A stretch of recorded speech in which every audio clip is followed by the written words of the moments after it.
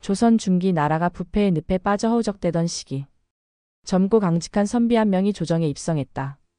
이름은 조광조. 훈구 세력의 부패를 척결하고 유교 이념에 입각한 이상적인 정치를 꿈꾸던 그는 중종의 눈에 들어 개혁의 선봉장이 된다. 그러나 그를 선택한 중종은 과연 끝까지 그를 믿고 밀어줄 준비가 되어 있었을까?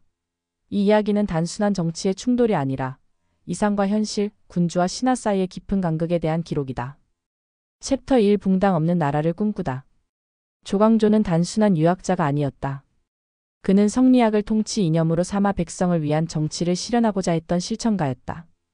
과거 급제 후 그는 빠르게 중용되며 중종의 두터운 신임을 받았고 곧바로 여러 개혁을 추진했다.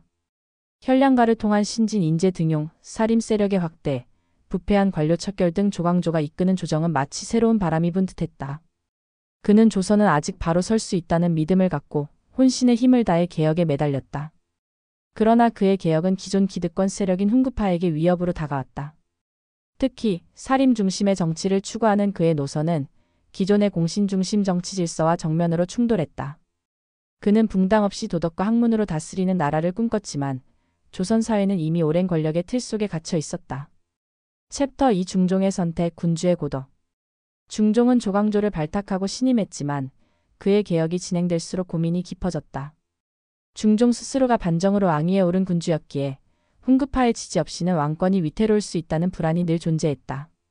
조광조의 강경한 태도는 오히려 왕에게 부담으로 다가왔다. 특히 현량과 제도는 중종에게도 두려운 개혁이었다. 왕이 직접 새로운 인재를 선발하는 제도였지만 그로 인해 기존 관료 체계가 크게 흔들릴 수 있었기 때문이다. 또한 조광조가 유교적 원칙을 앞세워 왕권마저 견제하려는 태도는 중종의 심기를 불편하게 했다. 그는 결국 결단을 내려야 했다. 개혁을 밀어붙이는 신하를 지킬 것인가, 아니면 기존의 안정을 선택할 것인가. 챕터 3 기묘사화 칼날 위의 이상. 기묘사화는 그렇게 시작되었다. 조광조가 조정에 들어온 지 불과 3년, 훈구파는 조광조의 사상을 주초이양이라는 조작된 역무로 몰았다. 왕은 처음엔 조광조를 변호하려 했으나 훈구 세력의 압박과 현실적 위협 앞에 결국 등을 돌렸다. 결정적인 순간 중종은 침묵했다. 그는 조광조를 유배 보냈고 이듬해 사약을 내렸다. 조광조는 끝까지 자신의 무고함을 주장하며 생을 마감했다. 그의 죽음은 이상이 현실 앞에 무너지는 순간이었고 조선은 다시 구체제의 품으로 돌아갔다. 기묘사화는 단순한 정쟁이 아니라 조선 정치의 방향을 가를 분수령이었다. 조광조의 개혁이 실패로 돌아가면서 이후 조선은 점차 붕당 정치와 당파 싸움에 휘말리게 된다. 챕터 4 조광조 이후 조선이 잃은 것. 조광조가 남긴 것은 단지 개혁 실패의 기록만이 아니었다. 그는 조선 사림 정치의 씨앗이었고 이후 율곡 이이나 퇴계 이황 같은 학자들에게 큰 영향을 주었다. 그의 급진적인 개혁은 실패했지만 후대는 그를 단지 패배한 정치인이 아닌 이상을 향해 나아간 선각자로 기억한다. 중종 역시 조광조의 죽음을 두고 평생 후회했을 것이라는 기록이 있다. 조광조가 살아있었다면 조선의 정치 구조가 달라졌을까? 중종이 다른 선택을 했다면 역사는 어떤 길로 흘렀을까?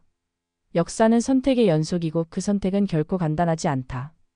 조광조와 중종의 이야기는 이상과 현실 사이의 긴장 속에서 어떤 결정을 내릴 것인가를 묻는 영원한 질문이다.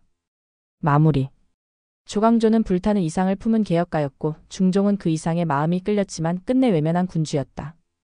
두 사람의 선택은 조선의 정치 지형을 뒤흔들었고 그 여파는 사화 붕당 정치로 이어졌다. 이야기의 끝은 곧 새로운 질문의 시작이다. 또 다른 이야기가 궁금하다면 구독과 좋아요 부탁드립니다.